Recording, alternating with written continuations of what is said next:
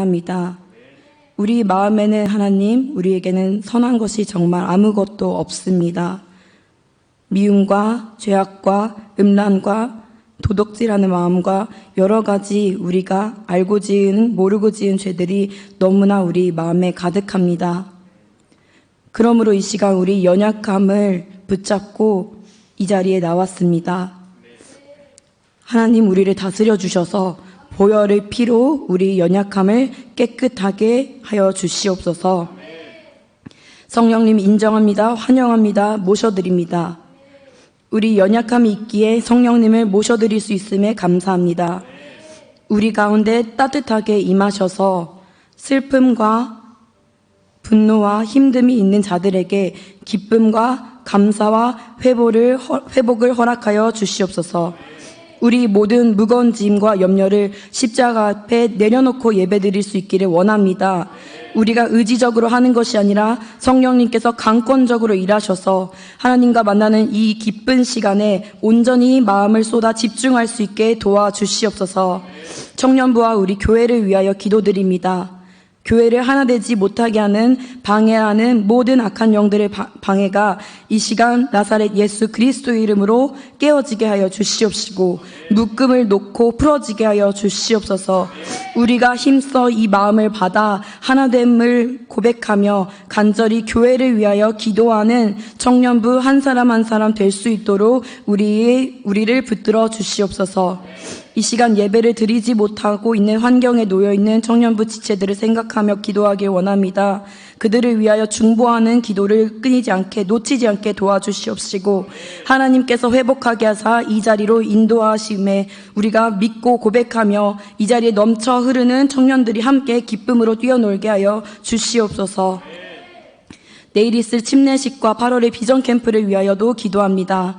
한 사람 한 사람 하나님과 인격적인 만남 그리고 성령의 침례를 받아 내 삶에 잃어버린 삶의 목적을 찾게 하시고 이유를 되찾게 하시고 삶의 회복이 임하게 하사 하나님을 위하여 사는 삶, 이웃을 위하여 증거하는 삶이 되게 하여 주시옵소서. 끝으로 오늘의 예배 말씀을 전하시는 홍상선 목사님을 위하여 기도합니다.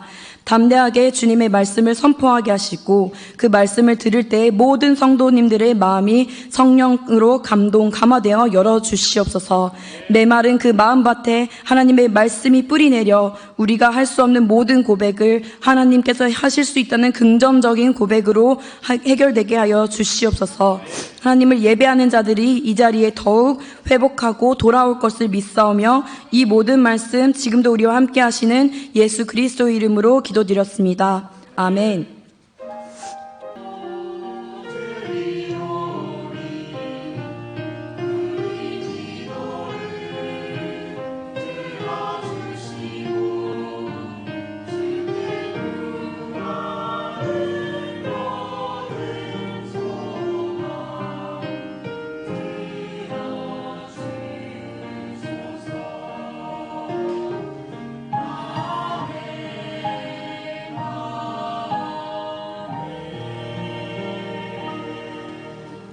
이 시간 함께 은혜 받으실 오늘의 말씀은 데살로니가 전서 5장 16에서 18절 말씀입니다. 데살로니가 전서 5장 16에서 18절 말씀입니다. 찾으신 줄 알고 함께 봉독하겠습니다. 항상 기뻐하라, 쉬지 말고 기도하라, 범사에 감사하라. 이것이 그리스도 예수 안에서 너희를 향하신 하나님의 뜻이니라. 아멘. 할렐루야. 성가대의 찬양이 있은 후 나를 향한 하나님의 뜻이라는 제목으로 홍상섭 목사님께서 말씀 선포하여 주시겠습니다.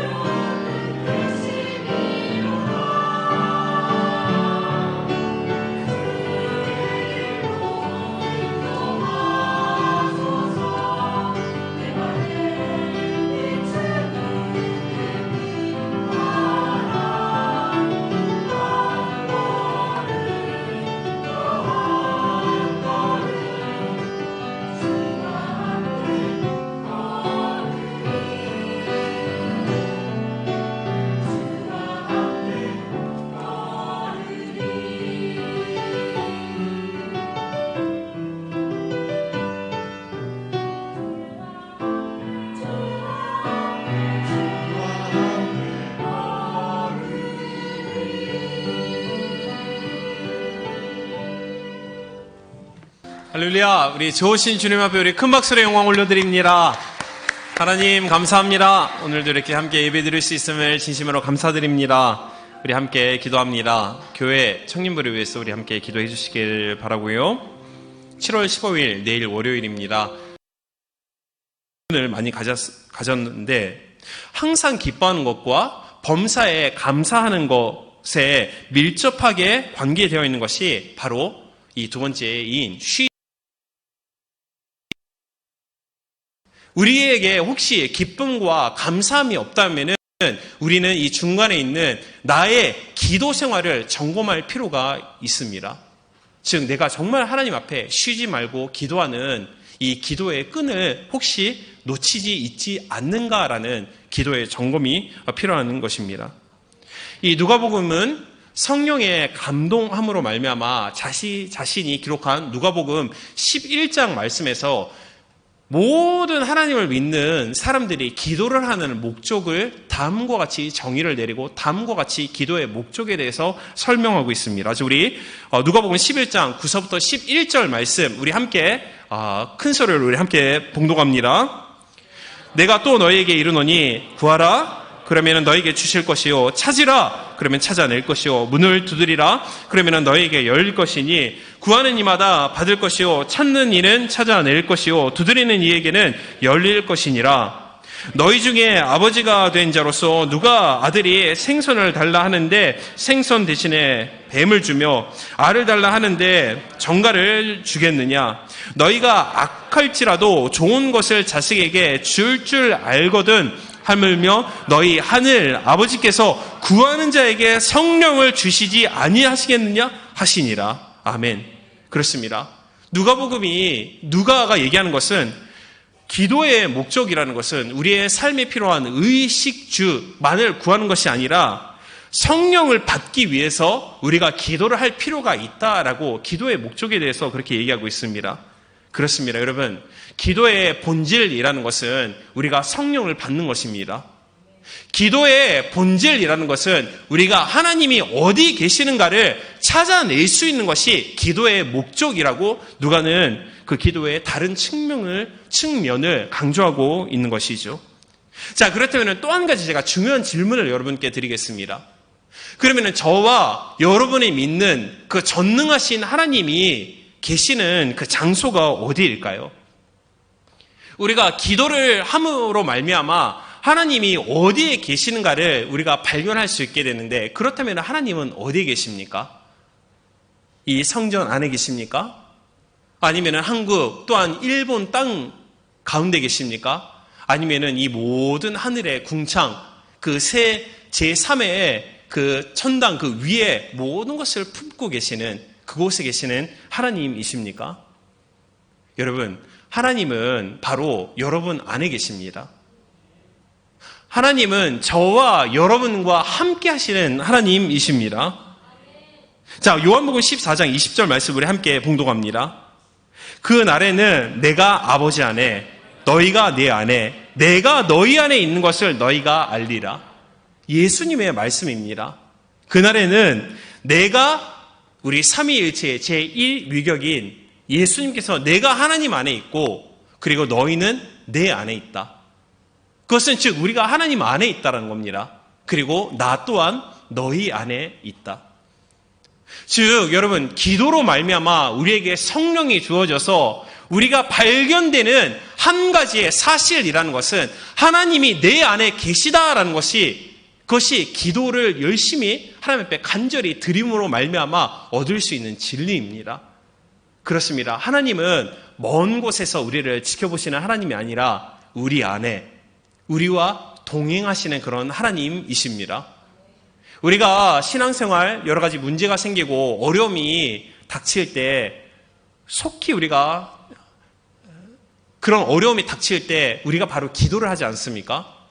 왜 우리가 기도하여서 문제 해결을 받는가? 그 요소가 무엇일까라고 생각했을 때 우리가 기도를 하면은 기도를 할수록 한 가지의 사실을 발견합니다. 그것은 하나님이 나와 함께 하신다라는 겁니다. 하나님이 나와 함께 하시는데 여러분 우리가 현재 직장에서 겪고 있는 문제가 무슨 문제가 되겠습니까? 하나님이 우리와 함께 하시는데 우리가 겪고 있는 여러 가지 연구와 또한 이런 모든 학습에 대한, 학업에 대한 고민, 또한 걱정할 필요가 어디에 있습니까? 내게 능력 주신 자 안에서 우리는 모든 것을 할 수 있습니다. 그렇습니다. 우리는 모든 소극적인 신앙을 버리고 주 예수 안에서 모든 것을 할 수 있는 자라는 것을 우리가 믿는 믿음이 우리에게 필요한 것입니다. 하나님 또한 그 능력을 우리에게 부여하셨습니다. 마태복음 28장 19절부터 20절 말씀에 그러므로 너희는 가서 모든 민족을 제자로 삼아 아버지와 아들과 성령의 이름으로 세례를 베풀고 내가 너희에게 분부한 모든 것을 가르쳐 지키게 하라. 볼지어다 내가 세상 끝날까지 너희와 항상 함께 있으리라 하시니라. 주님이 여러분과 함께 하십니다. 그리고 마태복음 1장 23절 말씀 보라 처녀가 잉태하여 아들을 낳을 것이요 그의 이름을 임마누엘이라 하리라 하였으니 이를 번역한즉 하나님이 우리와 함께 계시다 함이라. 그렇습니다. 하나님은 여러분과 동행하십니다. 어제도 오늘도 영원토록 하나님께서 우리와 함께 계시고 우리와 동행하시고 또한 우리를 도와주시고 우리를 구원해 주시는 주님인 줄로 믿습니다. 그러므로 하나님께서는 그 진리를 여러분이 깨닫기 위해서 이 진리를 깨닫고 우리가 쉬지 않는 기도를 드릴 때 우리는 비로소 정말 늘 기뻐할 수 있고 감사할 수 있는 우리가 되는 것입니다. 여러분 쉬지 말고 기도하라라는 이 말씀의 뜻은 우리가 모든 직장생활을 그만두고 공부도 하지 말고 24시간 교회에서 살면서 교회 안에서 늘 기도하라는 말씀은 절대적으로 아닙니다. 두 가지의 하나님의 뜻이 있습니다. 그것은 우리가 시간을 정해서 하나님 앞에 기도드리는 것, 즉 하루하루 규칙적으로 하나님께 기도드릴 수 있는 시간을 확보하라는 뜻이 한 가지가 있고 그리고 또 한 가지는 그 마음의 중심이 늘 우리 하나님을 향하고 있어라는 그런 교훈적인 말씀입니다. 이것이 쉬지 말고 기도하라라는 것입니다. 늘 기도하는 마음으로 우리의 삶 모든 것을 하나님께 집중해서 하나님을 늘 생각을 하면서 그렇게 우리가 시간을 보내는 것입니다. 우리는 이 평안을 느끼는 일이 이 세상에 참 우리가 정말 이 세상 쉽게 살기가 매우 어렵습니다. 우리가 악한 이 영과의 영적 싸움에서 승리할 수 있는 길은 오직 쉬지 않고 기도하는 것입니다.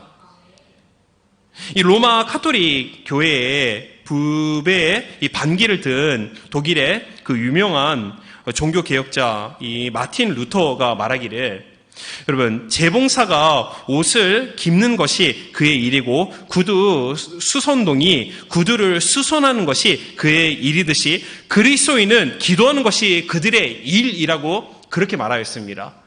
그렇습니다. 하나님의 자녀로 부름받은 우리 모두는 항상 기뻐하고 모든 것에 감사하기 위해서 하나님께서 우리에게 원하는 하나님의 뜻 그것은 항상 기도하는 것입니다. 그런 의미에서 우리 청년부 안에 여러분 중부 기도팀이 있다는 것이 저는 너무나도 감사하고 정말 고맙게 생각을 하고 있습니다. 숫자가 중요한 것이 아닙니다. 정말 간절한 믿음을 가지고 하나님 앞에 기도할 수 있는 팀이 우리에게 주어졌다는 것은 정말 감사한 일이고 화이팅 하시길 바랍니다. 그리고 우리가 7월 22일서부터 28일에 걸쳐서 여리고 기도회를 합니다. 목적은 크게 두 가지가 있습니다. 하나는 우리 모두가 성령을 구하는 기도를 드리고자 합니다. 그리고 또 한 가지는 우리 비전 캠프를 위해서 정말 하나님을 체험하고 만날 수 있는 그런 캠프가 되게 해달라고 우리 함께 중보 기도를 하는데 저는 지금 제일 기대되는 것이 이 중보 기도회입니다. 왜냐하면 기도하면은 하나님께서 놀라운 일을 일으키시기 때문입니다. 기도하면은 정말 하나님께서 놀라운 은혜를 우리에게 허락하여 주시는 것입니다. 그러므로 사랑하는 여러분, 제가 이 시간 여러분에게 도전하고 축복합니다. 이 여러분 중에 낙심 중에 있을 때 기도해 보시길 바랍니다. 그러면 하나님께서는 낙심을 변화시켜서 우리에게 소망을 주실 것입니다. 또한 여러분 절망 중에 있을 때 가만히 있는 것이 아니라 기도해 보시길 바랍니다. 그러면 하나님께서는 절망 대신에 우리에게 희망의 빛을 반드시 비춰주십니다. 또한 우리가 시험 중에 있을 때 여러분 그때 기도하시길 바랍니다. 그러면은 하나님께서 믿음을 주셔서 믿음으로 말미암아 모든 시험을 다 극복할 수 있는, 승리할 수 있는 그 길로 인도해 주실 것을 믿습니다. 그러므로 항상 쉬지 않고 그 마음이 하나님을 생각을 하고 늘 하나님께 기도드릴 수 있는 우리 모두가 되기를 주님의 이름으로 축원드립니다. 자, 마지막 세 번째입니다. 그것은 하나님께서 여러분을 향한, 저를 향한 뜻은 여러분 범사에 감사하는 겁니다. 우리가 범사에 하나님께 감사드리는 신앙생활을 그리스도인들은 이 훈련이 되어 있어야 합니다. 여기서 말하는 범사라는 것은 여러분 좋은 일과 나쁜 일, 이 모든 양쪽을 포함한 것이 범사입니다. 좋은 일이 생기면 우리가 감사하고 하나님께 영광을 돌립니다. 하지만 나쁜 일이 생겼을 때, 절망적인 일이 생겼을 때 어떻게 내가 감사할 수 있느냐라는 이 반문하실 분이 계실 겁니다. 그러나 하나님의 자녀된 우리의 삶에 일어나는 좋은 일, 그리고 악한 일, 또한 기뻐하는 일, 반대로 슬퍼하는 일, 이런 모든 것이 다 하나님 안에 있는 우리 모두에게는 하나님께서 역사하여 주심으로 말미암아 다 유익되게 하여 주십니다. 그것이 하나님의 있는 자녀, 즉 저와 여러분에게 주어진 특권입니다. 여러분, 이 말씀을 믿는 믿음이 우리에게 있습니까? 하나님께서는 이 믿음을 가지고 우리가 이 험악한 광야와 같은 이 세상에서 항상 기뻐하고 모든 것을 감사하면서 신앙생활 하기를 간절히 원하고 계신 것입니다. 다시 한번 제가 말씀드립니다. 우리 신앙생활 가운데서 우리는 하나님의 자녀이기 때문에 하나님께서 책임져 주십니다. 그러므로 좋은 일은 좋아서 좋고 나쁜 일은 그것이 변하여서 좋은 일로 변하기 때문에 좋고, 슬프거나 또한 기쁜 모든 것이 하나님 안에서 다 유익되게 되는 것입니다. 그러므로 우리는 감사해야 합니다.